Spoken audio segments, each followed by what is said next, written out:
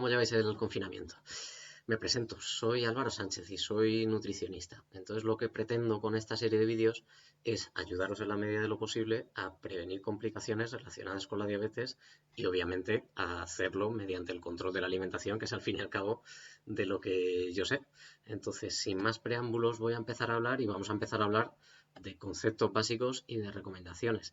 Entonces, no me quiero detener mucho en lo que es la parte de cuál es vuestra patología, porque probablemente ya la sepáis, pero lo más importante en estos casos es el objetivo número uno, es el control glucémico, es decir, controlar la glucosa que hay en sangre y controlar todos los posibles factores relacionados con la inflamación o relacionados en cómo esa glucosa va a entrar en nuestras células o esa glucosa, o sea, esas células van a reconocer a la insulina. Bien, porque al fin y al cabo en la resistencia a la insulina, en esa dificultad influye la cantidad de carbohidratos que uno consume. Así que tenéis que medir raciones, tenéis que fijaros en la cantidad sin agobiaros, pero hay que medir. Hay que hablar de restringir azúcares. Obviamente ya sabéis que hay que evitar el consumo de dulces. Lo difícil es el cómo. A qué está asociado el consumo de dulce o cómo voy a conseguir controlarme, más allá de prohibirlo que lo tenéis claro.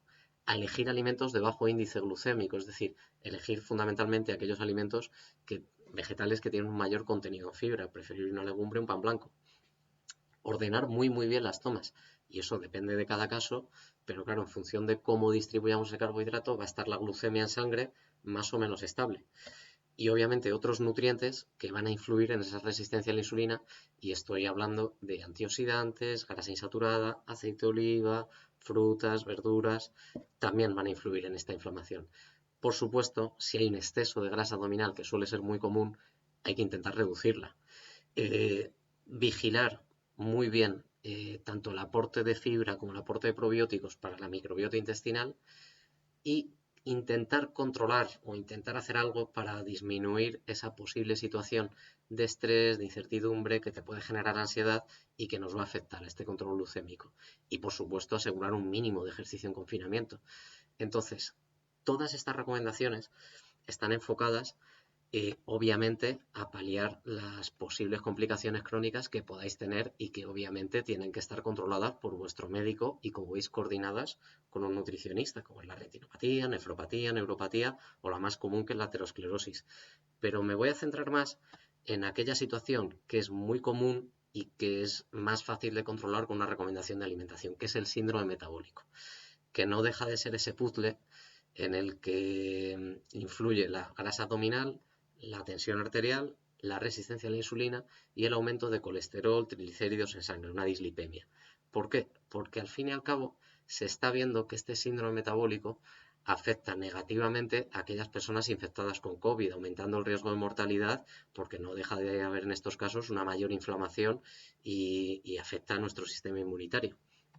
Bien, entonces, ¿cuál es la mejor pauta de todas para este síndrome metabólico?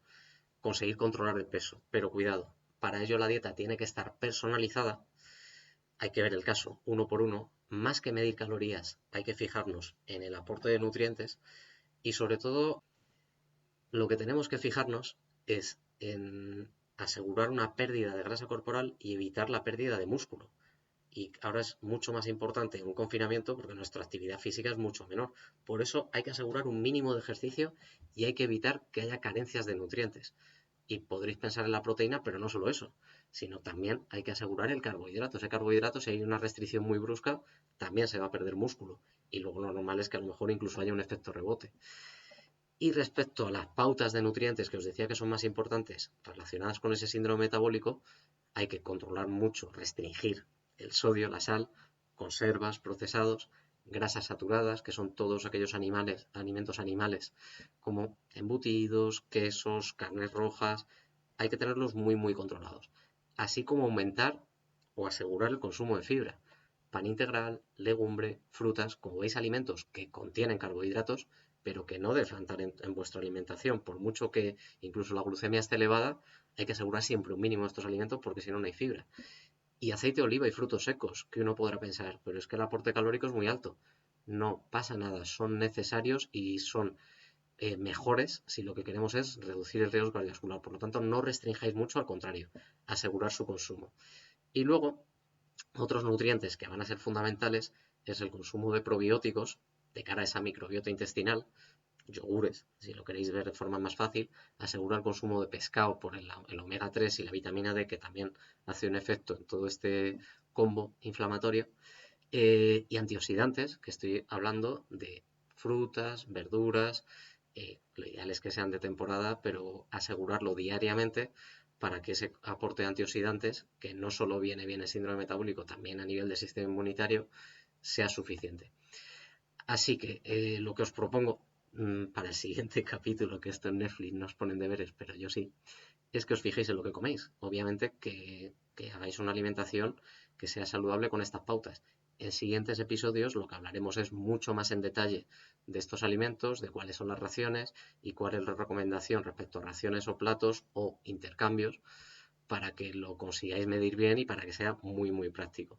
Así que hasta el siguiente episodio me despido y que tengáis una buena semana y sobre todo cuidaos, que esto es al fin y al cabo lo importante y lo que os estoy diciendo.